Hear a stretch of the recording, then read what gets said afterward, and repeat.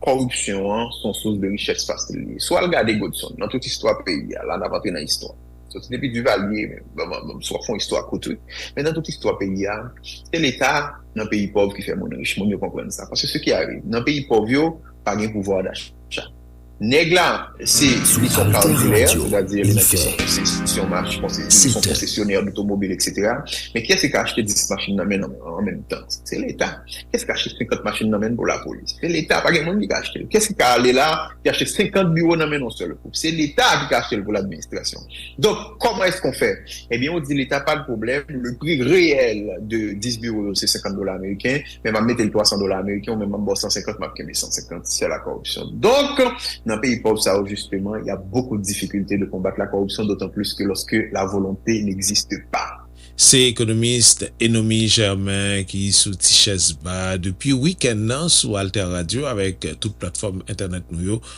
Vous attendez sous antenne nous mercredi à partir de 7h dans matin. Alter Radio. Même genre. La plateforme Alter Presse Alter Radio. Leader de l'information utile et de la diffusion des idées en Haïti.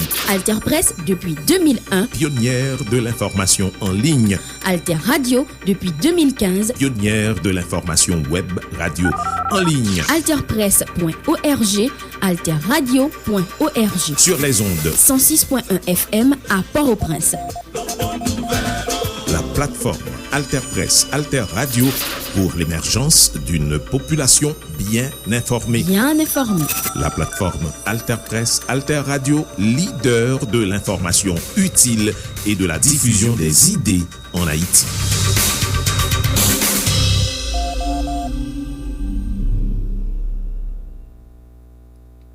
Bienvenue sous Alter Radio 106.1 FM, alterradio.org. C'est le magazine nous, évidemment, et nous proposons dans place événement jeudi, une autre interview importante qui concernait l'Occident. Nous connaissons depuis 15e siècle et puis depuis la période colonisation, eh bien l'Occident c'est lui qui impose tête li au niveau mondial, c'est un modèle de modernité d'après ça il fait nous connaît et nous, dans moment côté, yo a critiqué l'Occident en pile, notamment pendant que Sud Global la lui-même prend pied avec des pays tant que Brésil, l'Afrique du Sud, avec l'autre encore tant que l'Inde, la Chine, à l'entête.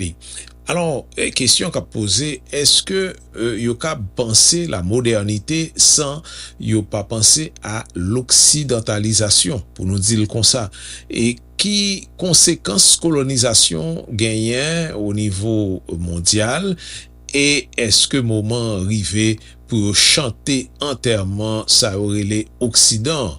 C'est réponse à eux que Maurice Godelier a porté lui-même qui c'est un anthropologue et qui écrit un livre qui relait Quand l'Occident s'empare du monde, sorti depuis 15e, rivé 21e siècle. Li a parlé avec Pascal Boniface, dans IRIS, Institut Relations Internationales Stratégiques.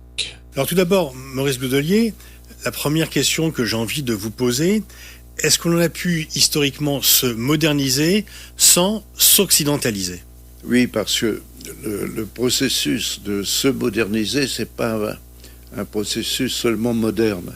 C'est-à-dire plusieurs fois dans l'histoire, il y a des sociétés qui ont été très en avance sur beaucoup de plans politiques, culturels, économiques, et ils ont été des modèles à copier, si on veut dire, par d'autres sociétés, ou bien des modèles à refuser, car un modèle peut être évidemment rejeté comme modèle.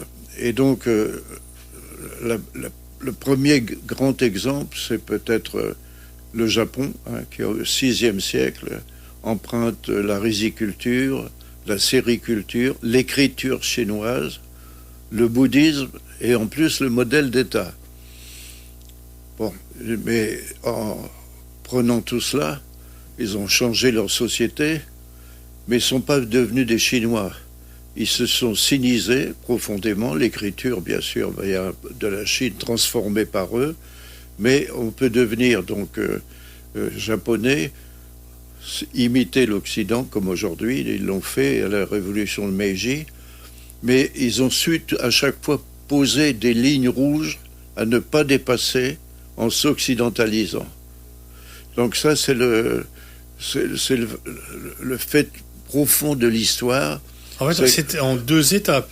Ils imitent les Chinois sans se siniser, oui. Et ensuite ils imitent l'Occident sans s'occidentaliser. Voilà. Le mot d'ordre était incroyable, la révolution de Meiji, faire aussi bien que les Occidentaux pour faire mieux. S'industrialiser et se militariser pour résister. Et donc les 2 lignes rouges de la révolution de Meiji jusqu'à maintenant, c'est on ne touche pas à l'empereur, et deuxièmement, on ne touche pas à la religion shintoïste. Donc c'est toujours le cas pour le Japon. Donc c'est un pays extrêmement moderne, pas seulement en ayant en plus c'est le seul pays au monde dont le premier ministère, le premier gouvernement a envoyé la moitié des ministres pour 2 ans aux États-Unis. Après l'ère Meiji en 1868. Voilà. Oui, voilà. Après Meiji, et donc ils vont aux États-Unis, en Grande-Bretagne, en France et en Allemagne, et ils ramènent tout ce qu'il y a de mieux pour eux, comme ils disent. Donc, si vous comparez avec Pierre le Grand et son isolement par rapport à son peuple, Pierre le Grand vit, quand il est jeune, une vie un peu libre, mais dans le quartier des commerçants, qui est séparé de Moscou. Le quartier des commerçants, c'est d'abord des Allemands, des Hollandais.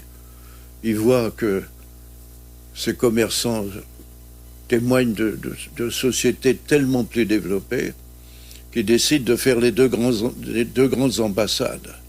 À chaque fois, il ramène de l'Angleterre et des Hollandais des ingénieurs. Il veut créer la première flotte russe, il n'y en avait pas.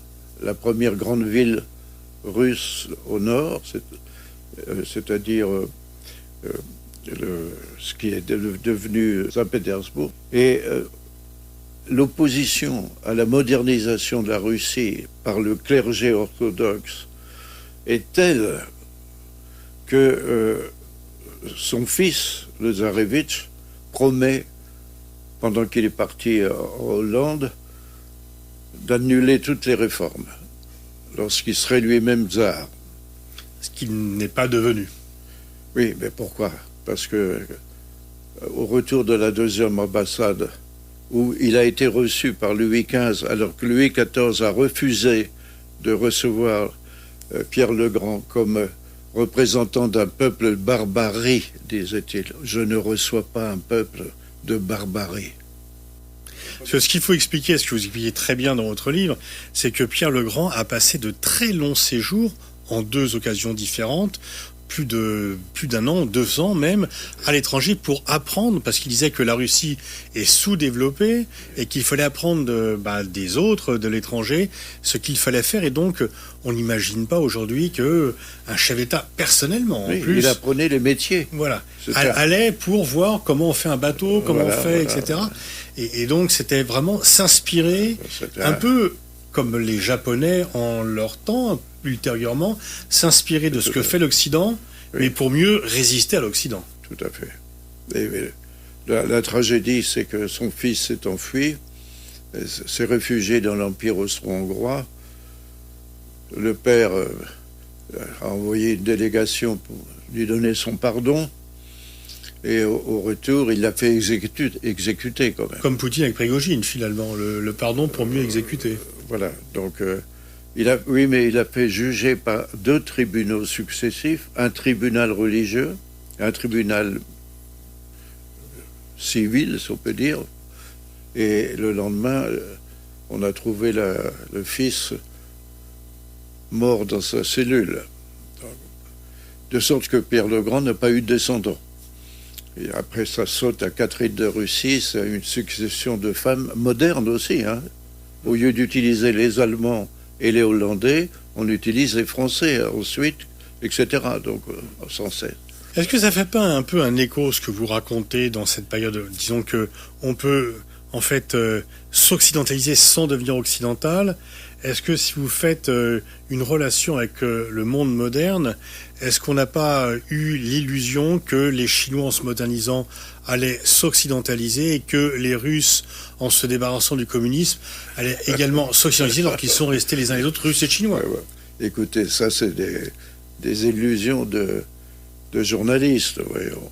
Parce que s'ils avaient une connaissance de la profondeur culturelle de la Chine, qui imprègne la vie des gens complètement, ou le Coran qui imprègne la vie des musulmans, c'est pas seulement une doctrine religieuse, c'est une doctrine de vie. S'ils avaient un peu d'imagination anthropologique, ils verraient la différence des cultures et les racines. On n'efface pas les racines avec une victoire sur le terrain, ça n'a pas de sens. D'ailleurs, ça se paye maintenant. Les Américains n'ont pas tellement j'ai trouvé malgré le nombre d'anthropologues et de sociologues, ils n'ont pas eu tellement de compétences pour juger de l'Afghanistan, n'est-ce pas? Oui. Ils ne se sont pas rendus compte. Ni en Irak. Mais en Afghanistan, ils ont pensé que leur victoire, c'était leur victoire, alors que dans le monde musulman, j'ai vérifié, les musulmans ont dit que c'est la victoire des musulmans contre le matérialisme. Hein? Donc, bon, je ne dis pas qu'ils sont idiots, les Américains, non, c'est pas du tout. Alter Radio 106.1 FM nap suiv yon interview entre Pascal Boniface dans l'Institut Relations Internationales Stratégiques avec Maurice Godelier, c'est yon anthropologue qui écrit un livre qui est Quand l'Occident s'empare du monde du 15e au 21e siècle. Il y a une permanence que vous mettez très bien en avant dans votre livre, c'est que l'Occident a toujours mis en avant, ou s'est toujours inventé, ou a toujours mis en avant, en tous les cas, des raisons nobles pour coloniser. Et donc coloniser, c'est quand même soumettre les autres peuples. C'était soit d'apporter la vraie religion, soit d'apporter la modernité, la civilisation. Donc on a toujours on a toujours soumis des peuples au nom de principes... D'abord, il faut définir très simplement, coloniser, c'est repérer un territoire intéressant, l'envahir, soumettre le peuple, le gouverner directement ou utiliser les gouvernants en les soumettant et ensuite exploiter les ressources au bénéfice de la France, des métropoles. Voilà la définition de colonisation. Alors, c'est quand même des actes de violence formidables, culturels, politiques, militaires. Et on ne fait pas de crime sans une bonne idée quand même, non, sans une valorisation justifiée. Une belle valorisation de soi. Alors, donc le christianisme a servi à l'Occident jusqu'à la fin du 18e, début 19e. Et ensuite, quand le capitalisme industriel et la science se développent magnifiquement, on dit on civilise. Avant, on christianise, on civilise. Alors, Jules Ferry, notre ami, dit ceci, pour les enfants français, l'école libre est obligatoire, l'école obligatoire est gratuite en plus, mais pour les colonies, les missions doivent continuer leur travail. Et alors, il répond à l'Assemblée nationale, coloniser, c'est civiliser. Donc on change les Allemands, les Anglais, coloniser, civiliser, et on ne parle plus de christianiser pratiquement, sauf pour les Noirs, etc. Et donc on ne peut pas exercer la violence sans avoir une certaine vertu de le faire. Mais du coup, et vous le montrez, cela conduit la plupart des peuples, si ce n'est tous, les peuples anciennement colonisés, à avoir une mémoire très vive et encore présente, des décennies, des siècles après, des souffrances qui leur ont été infligées. Oui, mais souffrances et humiliations. La mémoire ne s'efface pas. Pourquoi? Les vieux colonisés, en général, ne parlaient pas de leur souffrance. C'est les fils et les petits-fils qui n'ont pas de boulot, qui sont mal scolarisés, qui réutilisent la misère de leur peuple ou la souffrance contre l'Occident et pour se justifier eux-mêmes d'être ce qu'ils sont quand même. Donc, bien sûr, ils s'emparent d'un passé qu'ils n'ont pas connu et en plus dans des conditions modernes. Mais c'est parce qu'ils constatent en gros que je parle pour l'Afrique, l'Afrique subsaharienne, que ça n'a pas beaucoup changé, que les populations sont multipliées par 3, par 4, par 5, il n'y a pas moyen de scolariser les gens, les familles ont 7 enfants, 8, il n'y a pas de job au bout, toutes les ressources, uranium et autres, c'est pas eux capables de les exploiter, soit ils dépendent des Français, soit ils dépendent des Chinois, et donc la dépendance a continué après l'indépendance. Mais les besoins pour une vie moderne qu'ils connaissent, la télévision, portable et tout, les besoins qu'ils ont peuvent pas être satisfaits. Et donc les jeunes générations en font un flambeau révolutionnaire contre nous. Bon, ils vont se soumettre à la Chine peut-être et à la Russie. C'est pour ça que d'avoir vécu en Afrique, je ressens beaucoup des perspectives d'avenir du continent, même des grands pays comme l'Afrique du Sud et le Nigeria qui ont des richesses colossales. Ça fonctionne pas, quoi. Ça fonctionne pas. Le gouffre d'inégalité est immense. Alors, c'est pas le cas des grands pays asiatiques qui ont... Enfin, on oublie que l'Afrique a été seulement colonisée, on peut dire, à partir de 1890-92. C'était une nappe de tribus avec des royaumes, parfois, comme au Congo, importants, mais à une distance par rapport à l'Occident incomparable avec celle de l'Asie par rapport à l'Occident. Et comment on explique que l'Afrique ait plus de mal à reconquérir une véritable indépendance que l'Asie? L'Afrique a été découpée en morceaux impossibles. Le Gabon, tout ça, ça n'existait pas. Là. Et donc on a coupé à travers des tribus, des groupes ethniques, des routes commerciales, des routes religieuses. C'est pas le cas de l'Asie. L'Asie, c'était déjà des grandes unités quand même.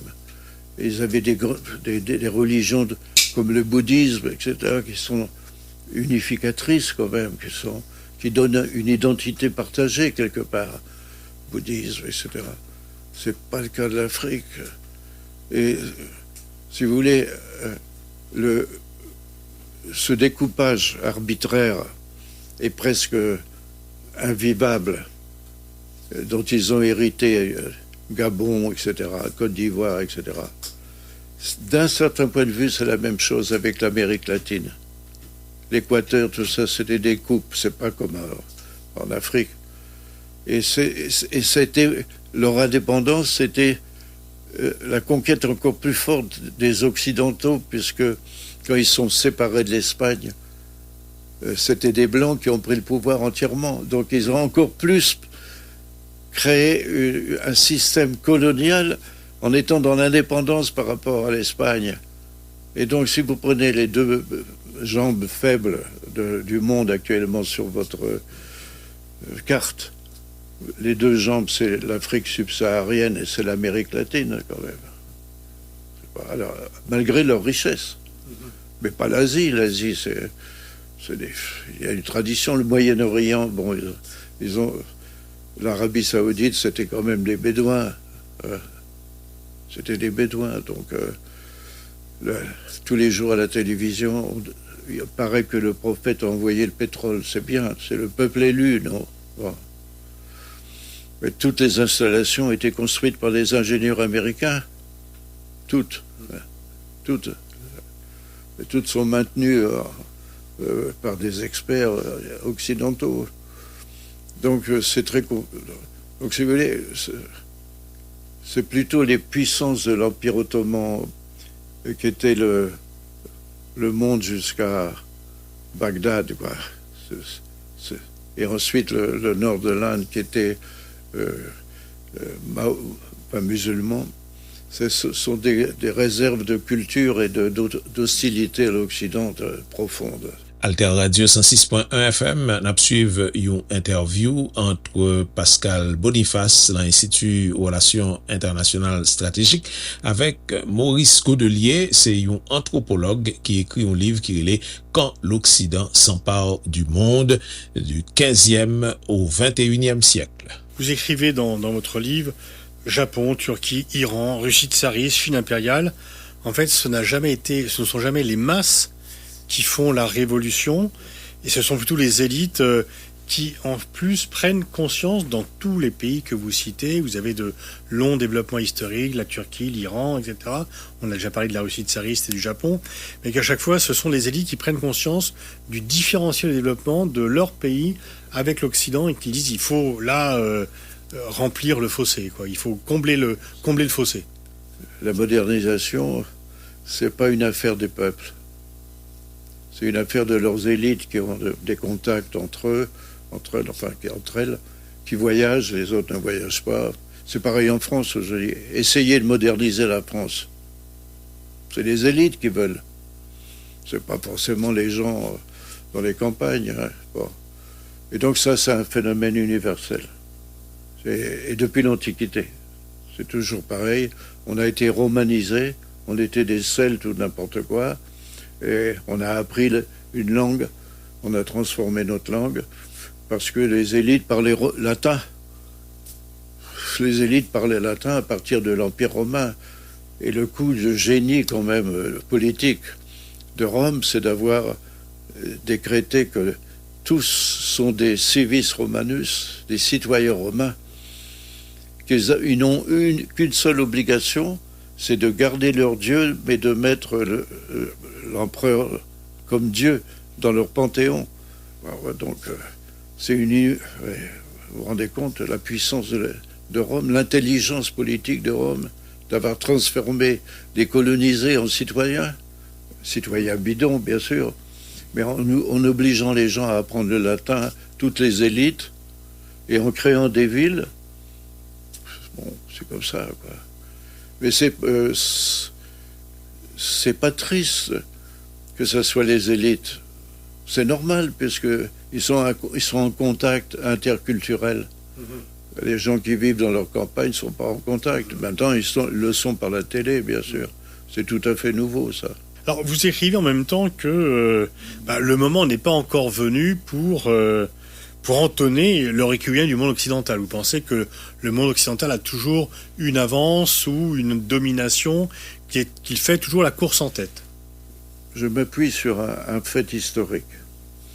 Les deux plus grandes guerres de l'humanité ont été faites par les Occidentaux entre eux, avec des catastrophes sociales, économiques, etc., inouïes. Première guerre mondiale, lutter contre... c'était l'échec de l'opposition entre l'Allemagne, l'Angleterre, etc. Ça a coûté 10 millions de morts, des destructions. La Seconde Guerre mondiale, c'est 50 millions de morts. C'est vertigineux. C'est vertigineux. Et à chaque fois, à ce moment-là, si vous lisez la presse en Turquie ou ailleurs, on dit que c'est la fin de l'Occident. À chaque fin de guerre occidentale, les peuples disent que c'est déjà la fin de l'Occident. C'est pas vrai, c'est un sursaut et ça repart. Et le XXe siècle, il y a deux choses fantastiques, la décolonisation et, deuxièmement, l'effondrement de l'Union soviétique. L'ordre international est sorti de deux effondrements de la construction occidentale, si on peut dire, n'est-ce pas? Bon. Parce que le communisme, c'est une idée d'Occident, monsieur Xi Jinping. Le fascisme, c'est une idée d'Occident. L'opposition à la démocratie, c'est en Occident que l'Occident s'oppose à lui-même. Arrêtons d'aller nous expliquer qu'on n'est pas capable de s'autocritiquer, n'est-ce pas? Bon. Mais deux guerres mondiales avec sursaut et une expansion économique incroyable. Et c'est pas ça qui me semble le danger le plus fort. Le danger, c'est Trump. Le danger pour vous n'est pas extérieur, il est interne pour le monde occidental. C'est le proverbe chinois, hein. Le poisson pourri par la tête.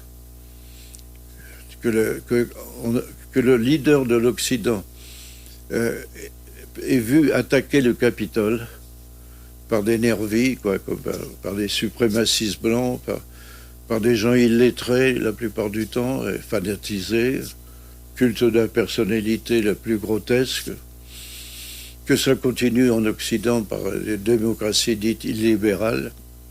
Ça me semble être la pourriture intérieure de l'Occident. Et ça vous paraît plus grave que ce que mettent ordinairement les Occidentaux comme un danger, l'islam, la Chine, le continent africain.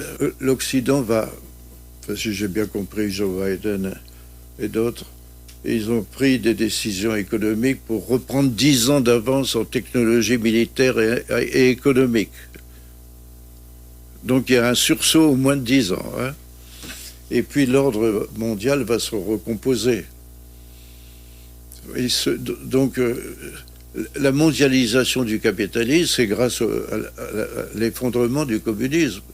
Jusqu'à les frontières de la Chine, tout est capitalisme maintenant. Donc c'est un système, le premier système mondial. Brodel parlait de système monde, si vous vous rappelez, pour l'Empire romain, etc.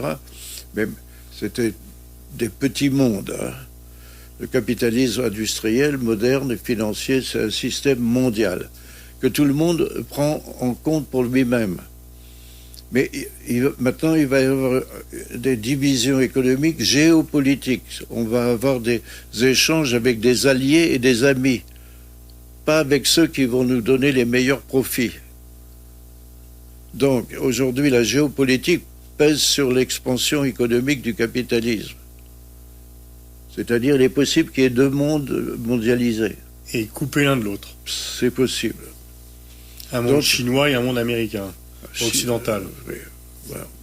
Avec les pays intermédiaires. Vous croyez à cette nouvelle coupure dont on parle depuis longtemps, The West versus the Rest, l'Occident? Je ne suis pas assez économiste pour vous dire quelles sont les attaches indélébiles.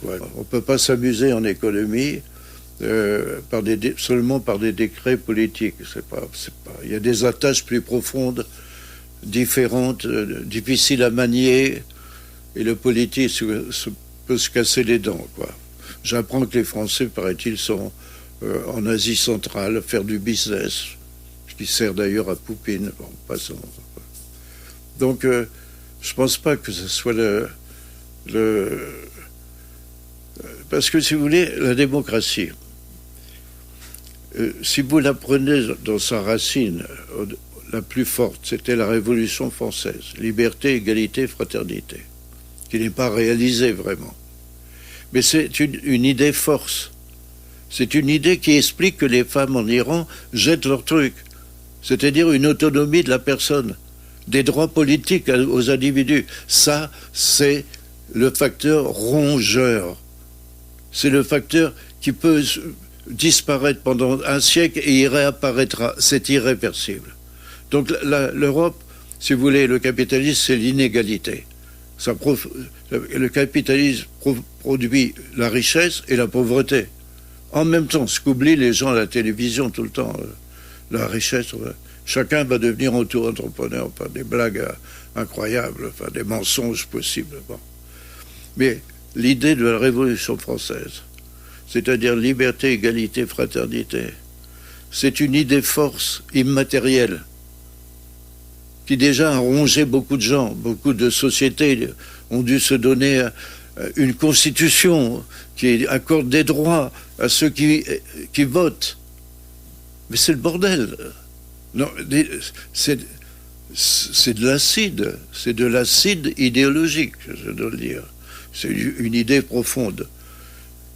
Et donc, moi, j'ai une certaine confiance